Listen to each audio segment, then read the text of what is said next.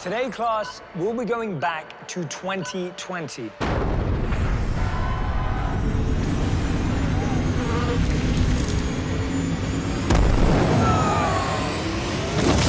History class has begun. What happened in 2020? I'm glad you asked. Why was everyone wearing masks? Let's go back to the start. The world was hit by a deadly pandemic, difficult to understand by any academic. It made you cough, lose your smell and taste, gave trouble breathing, bluish lips or face. People felt heaviness or pain in the chest. Human resilience and response was put to the test.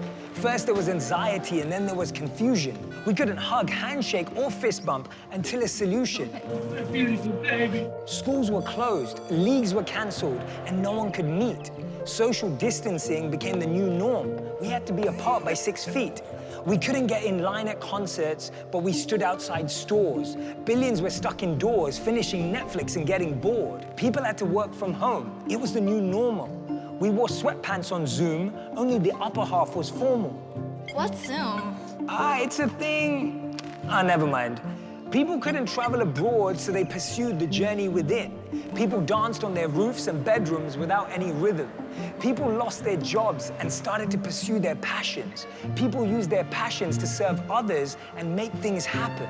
We started celebrating heroes like nurses, doctors, and people on the front line. Everyone would clap and cheer to them all at one time. It affected people's wealth and their mental health. But then people started taking care of themselves. They practiced yoga, music, and meditation. They started to support each other across the nation. People raised money for those in need and gave up their salaries. They danced online with the world, and then they danced on their balconies.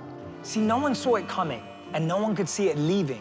But people became much more grateful just to be breathing. Hundreds of thousands of people died. May they rest in peace. Let's send love to all their loved ones to hope their pain will ease. We deeply understood that our choices affect others. Strangers, lovers, sisters, brothers, fathers, and mothers. Rich and poor, the virus did infiltrate. Old and young, the virus didn't discriminate. Oh, Mom. Good job. I don't feel so good. It showed us we weren't in control and had to be more prepared. We needed to care more for each other and the planet. We had to be aware. It was a warning like no other. Being apart brought us closer together. We finally found ways to use technology for the better. We became more mindful and we started to judge less. We developed kindness and tools for less stress. We led with more love, compassion, and empathy. We gave up FOMO, comparison, and jealousy. There was an uprising for powerful reasons. People became activists for more than a season. Everyone finally stood up for what they believed in. And people were uplifted from how they were treated. Racial injustice was abolished. Power to the people. There were changes everywhere, from culture to legal. People realized their mistakes and started to amend. People empathized with the hurt and started to defend. So much pain was experienced in just 1 year. The pain wasn't welcome, but nothing else could have made the change occur. Pain makes us pay attention.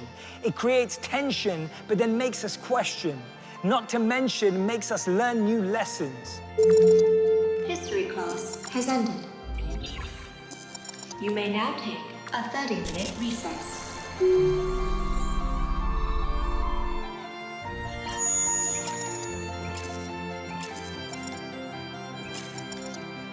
The choices we make now will affect future generations, just like their choices in the past affected our situation.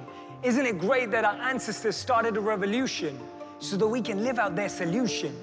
2020 was the year the world became one nation, so that today we can speak about it in celebration.